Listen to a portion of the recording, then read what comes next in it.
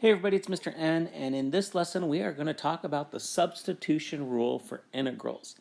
So let's go over what the definition of this would be. Substitution rule: if u equals g of x is a differentiable function whose range is an interval I and f is continuous on I, then the integral of f of g of x times g prime of x dx equals the integral of f of u du. So basically, it's okay to work with the dx and du after the integral signs like we did with differentials. So when will this be applied? Well, whenever we're using the chain rule, the product rule, any of those. This substitution rule is how we're going to undo those. Now, we've been lucky enough to be able to do guess and check on most of our integrals. But there's going to be times when guess and check can't work because you can't possibly guess the correct situation. So, like, what do I mean by guess and check?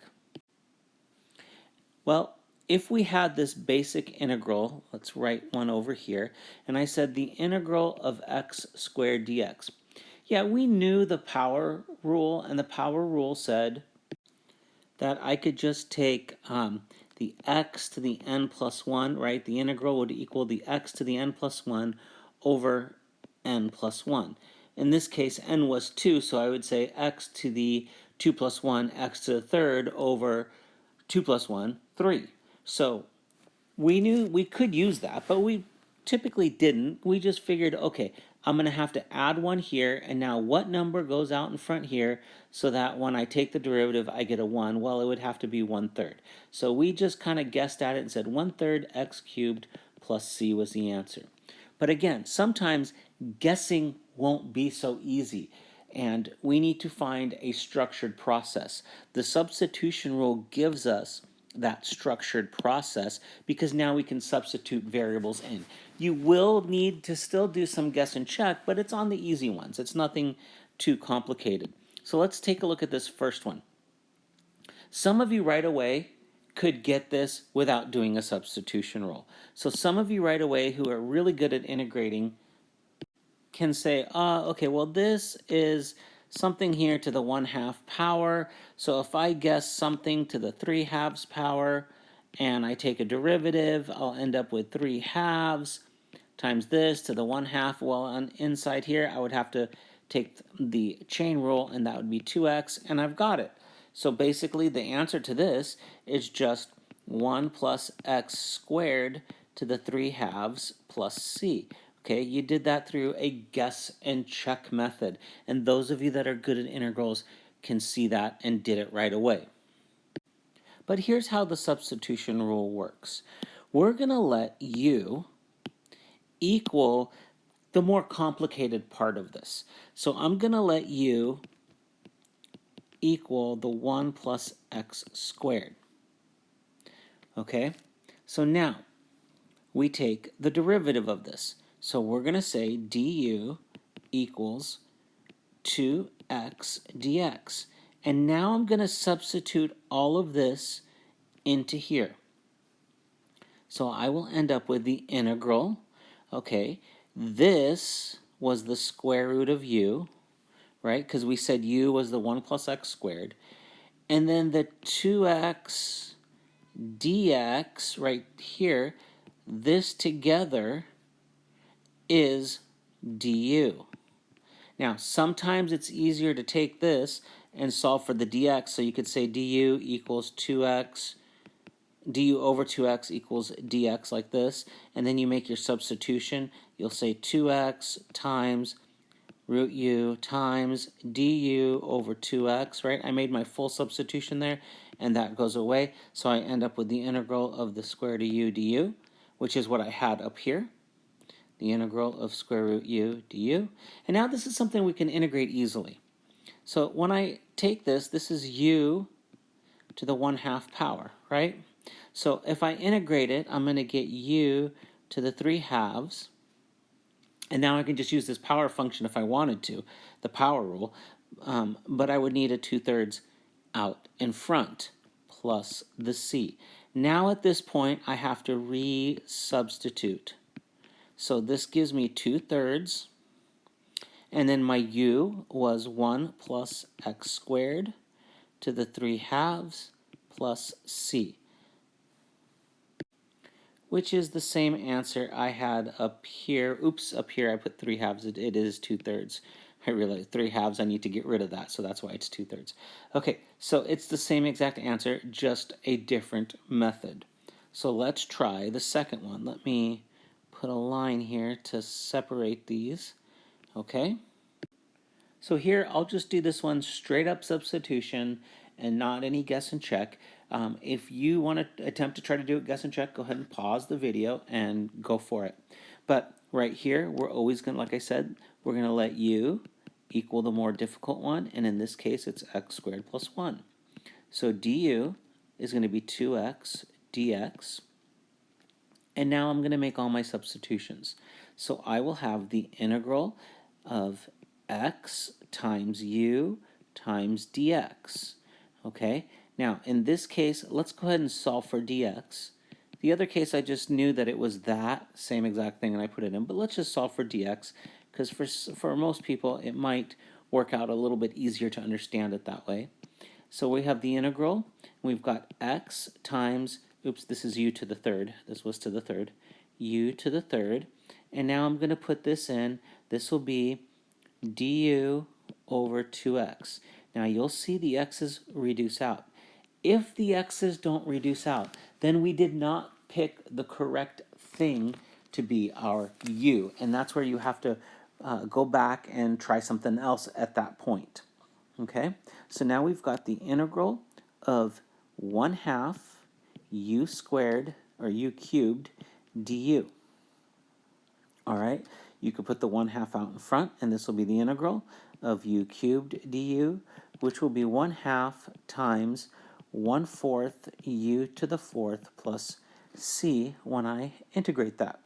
So I will end up with 1/8 u to the 4th plus c, and now I will make my resubstitution, which is what I called u up here, and this will be 1/8 u, 1/8 times x squared plus 1 to the 4th power plus c.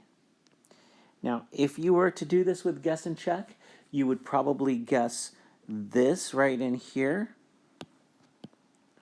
to the 4th power, and then see where it leads you from there. And guess what? If you did that, it would work out as well.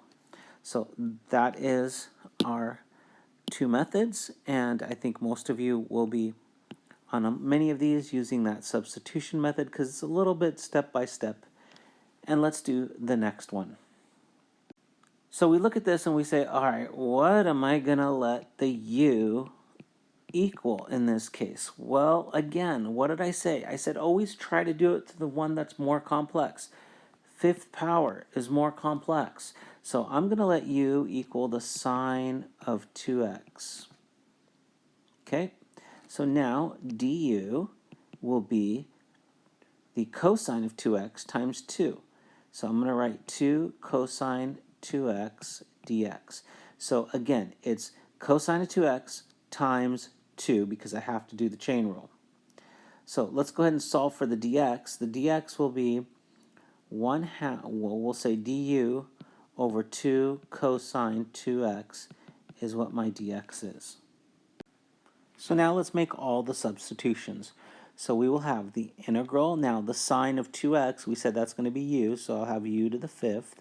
And over here I'll have cosine 2x times the dx is going to be du over 2 cosine 2x. So the cosine 2x reduces out, so I'll be left with 1/2, and I'll put that out in front, the integral of u to the 5th du. I will continue to integrate this, and I will get 1/2, and this will be 1/6 u to the 6th plus c, so I'll end up with 1/12, and then let's substitute the u back in. That's sine 2x to the 6th plus c. Now, if you would have done this with a guess and check method, I would have probably guessed this to the 6th power. So I would have guessed sine 2x to the 6th, and then you take the derivative there, you'll get 6 sine 2x to the 5th, and then chain rule times the cosine 2x times 2, and because of these, you would need a 1/12th out in front. So that would be guess and check if you chose to do it that way. But let's take a look at this next one, and this next one is one of those where you need to do the substitution rule. There is no, when you see the answer, there's no way you will have ever guessed this. So let's take a look at what we have here. And you're not going to want to FOIL this out to the 9th power and see what your answer would be. That's just too much work and too much effort for this problem. So let's take a look at what we're going to do with this. Let me slide this over a little bit. So give myself a little bit more room, and let's take a look here. Well, I've always said, let's make U the more difficult one. But if this doesn't work out, then you're going to have to, choose the other one. So let's try. Let's let U equal the x minus 3, because that's to the 9th power. So that's the one that's technically more difficult. So here, du would just be dx. All right, well, let's see. Let's make our substitutions and see what happens. Over here, I'll have the integral of 2x minus 5 times u to the 9th dx, and I can just go ahead and substitute that in right now because I know dx is du. Wait, I'm stuck. I still have this right there. Well, here's the trick to these. Since you let u equal this x minus 3, well, you can solve for x. U plus 3 is x. So I got x. Now I'm just going to plug that right in. So that'll be 2, and then this will be u plus 3 times, or minus 5, sorry, minus 5 times u to the 9th du. Remember, the goal is to remove all those x's so that it's just in terms of u, because it should clean up to integrate better. So at this point, let's clean this up a little bit, and I'll get 2u plus 6 minus 5. So this ends up being 2u plus 1 times u to the 9th. Integrate that du. Well, again, you don't want to have to do another substitution rule here, because in this case, we can do something to make this a little bit easier. We're going to distribute this, and you'll end up with 2u to the 10th plus u to the 9th. So the integral of that times du. Do you see what I did there? All I did was distribute that, and it just makes it a little bit easier, a little shortcut. We're always looking for those shortcuts. Now we're going to integrate. So when we integrate this, we're going to end up with u to the 11th, and I'm going to have 2 over 11 here, plus this will be u to the 10th, and I'm going to have 1 over 10 here, plus my c, and we're going to go ahead and resubstitute. So 2 over 11, and this will be x minus 3, which was our u, to the 11th, plus 1/10 x minus 3 to the 10th, plus c. Now, looking at this answer, there is no way you would have guessed and checked this to get that. It's just too difficult at this point. So now, let's take a look at what we got next. Over here, we have the substitution rule for definite integrals. Well, what if we have a definite integral? We can still do the substitution rule. Everything works out the same.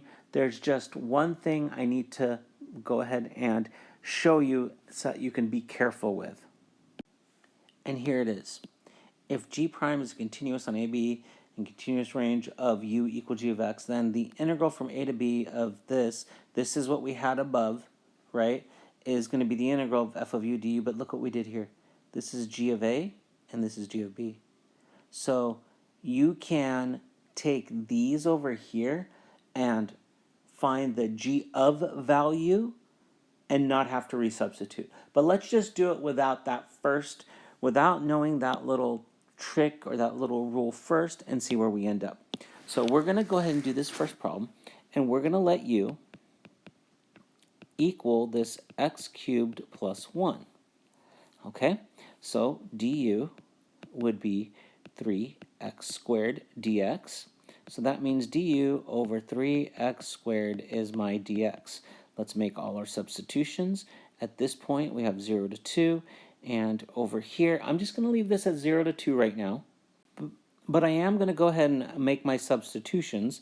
So over here, this will be 2x squared times the square root of u, and then du over 3x squared. So the x squareds reduce out. I'll end up with 2/3 integral from 0 to 2 of the square root of u du. Let's go ahead and do this one.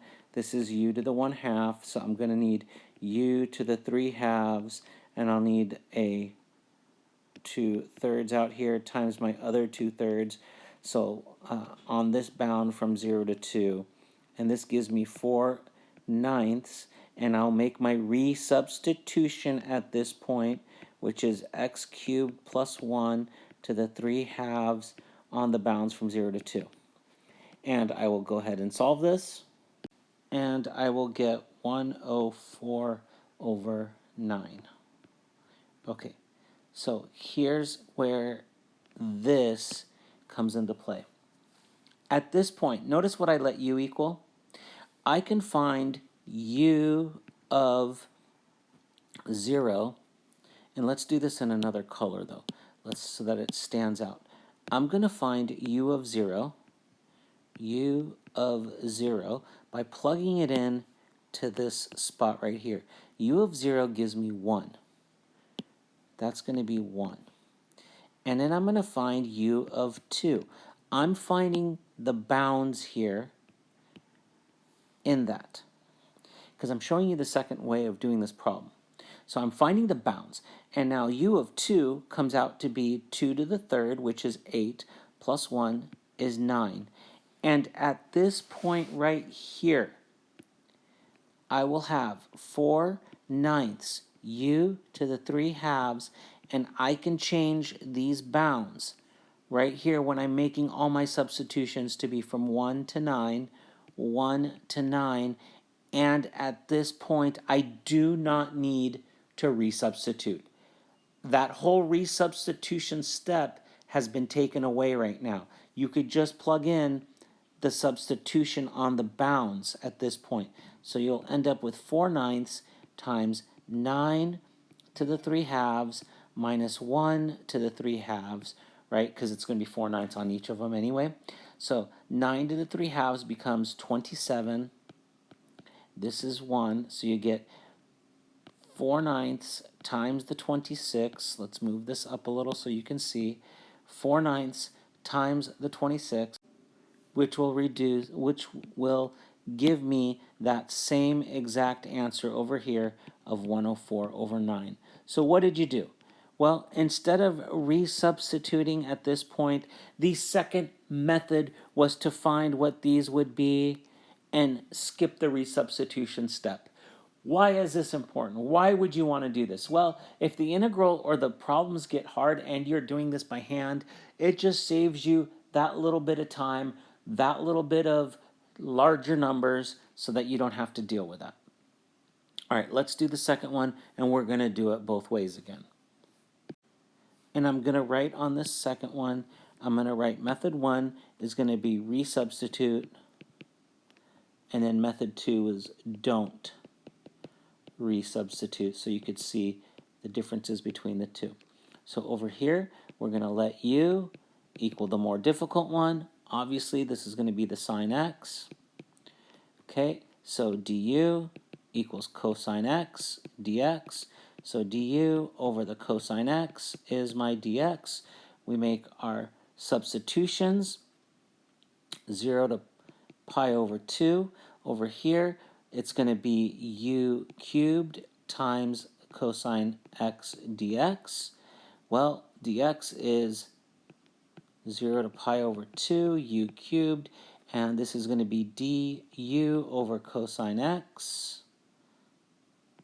Oops, I forgot the cosine x there, and those will reduce out.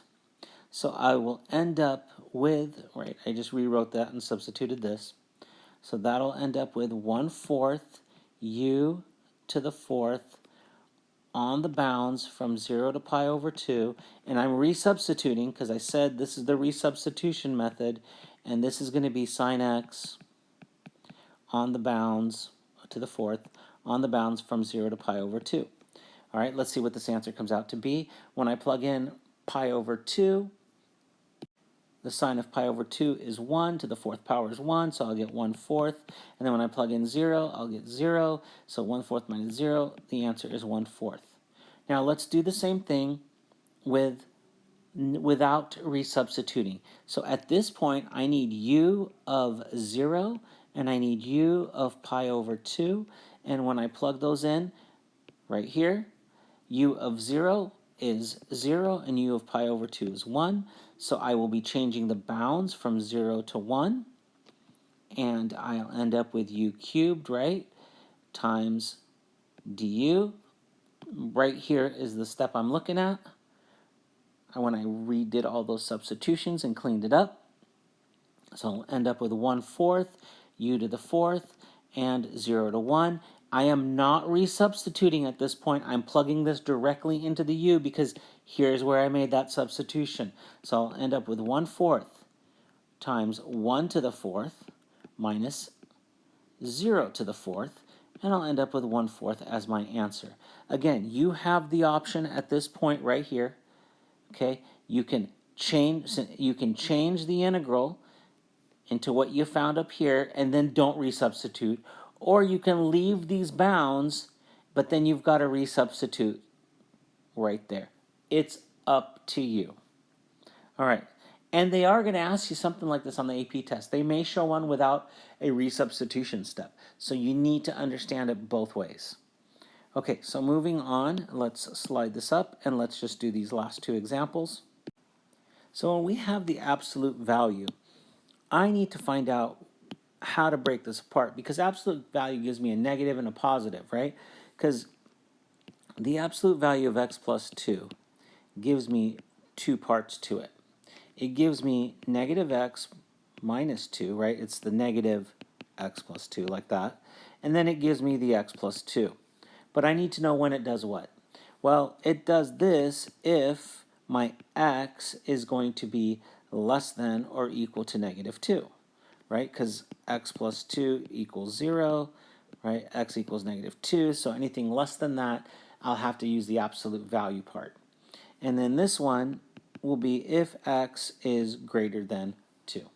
And well, we could put the equal to as well.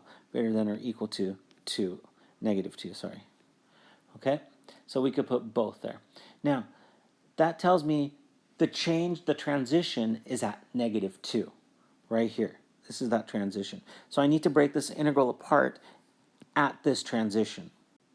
So this becomes the integral from negative 3 to negative 2 plus the integral from negative 2 to 4. And what are we going to put in each of these? Well, it's going to be the ones we have right here. So this is going to be the integral from negative 3 to negative 2 of this negative x minus 2 dx plus the integral from negative 2 to 4 of the x plus 2 dx. Okay? At this point, you can go ahead and integrate each, and you're going to get negative 1/2 x squared minus 2x on the bounds from negative 3 to negative 2 plus over here 1/2 x squared plus 2x on the bounds from negative 2 to 4. Now plugging this in over here, I'm just going to save you some time and effort. You'll get 1/2 plus 18, so your answer is 18.5. That's how you do those absolute value ones. Now let's take a look at this next one, number 4. On number 4, let's change my pen color back to, let's do the green. We're going to let we'll do this with a substitution step again. We're going to let u equal the more difficult part, the 3x squared minus 1. So du is going to be 6x dx. And so du over 6x is dx. Let's make all our substitutions from 1 to 2.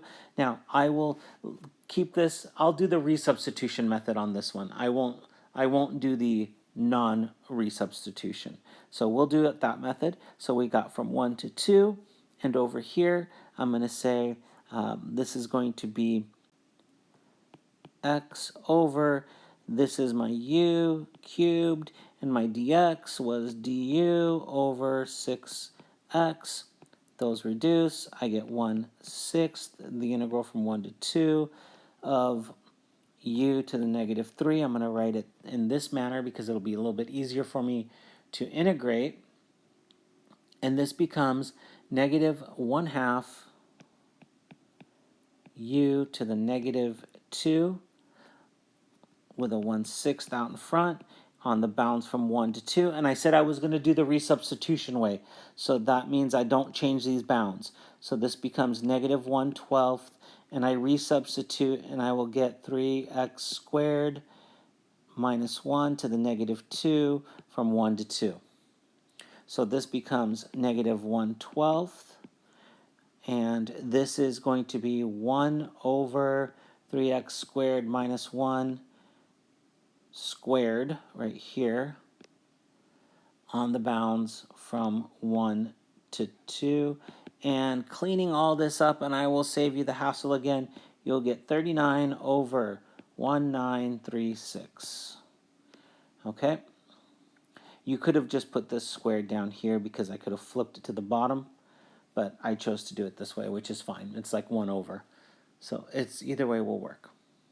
Okay, if you did, I'll just show you on the side.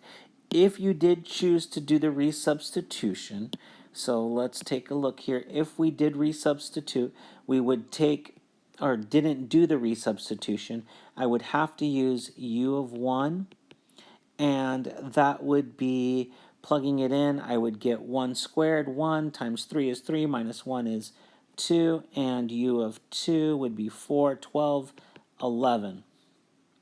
It would be just like that.